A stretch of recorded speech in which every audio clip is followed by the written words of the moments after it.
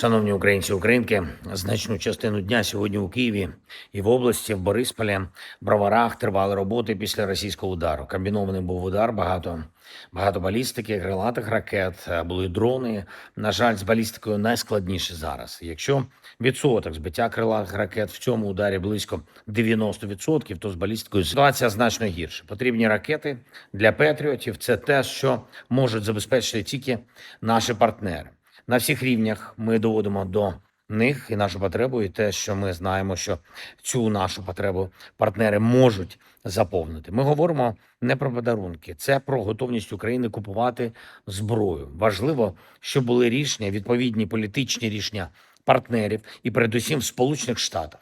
Я вдячний усім, хто реально допомагає Україні оборонятись та рятувати життя людей. Тільки цим російським ударом були убиті 16 людей.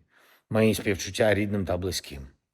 Ще майже 50 людей були поранені, пошкоджено більше 200 об'єктів. Тільки будинків 86, дитяча лікарня, соціальна інфраструктура, торгівельні об'єкти. Росія продовжує цю свою війну проти людей і життя, і зупинити її реально тільки силою, тільки спільною роботою. І ніхто не має залишатися наодинці проти такого ворога. Ми обов'язково відповімо на цей російський удар. Так само, як і на інші російські удари. Відповімо цілком справедливо і далекобійно. Українська далекобійність буде отримувати ще більше ресурсу.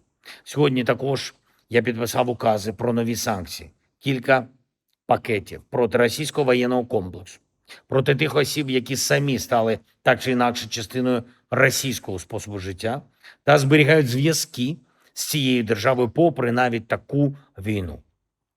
Це і колаборанти на тимчасово окупованих територіях України, і колишні діячі з України, які зараз десь там в Європі, але документами, зв'язками і душею вони в Росії. Ми будемо продовжувати нашу санкційну роботу та об'єднувати наші санкції в українській юрисдикції з санкціями партнерів.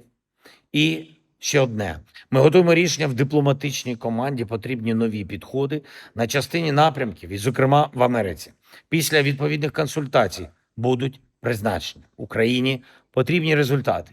Я дякую всім, хто працює на нашу державу. Я дякую всім, хто захищає Україну, хто захищає українців. Слава Україні!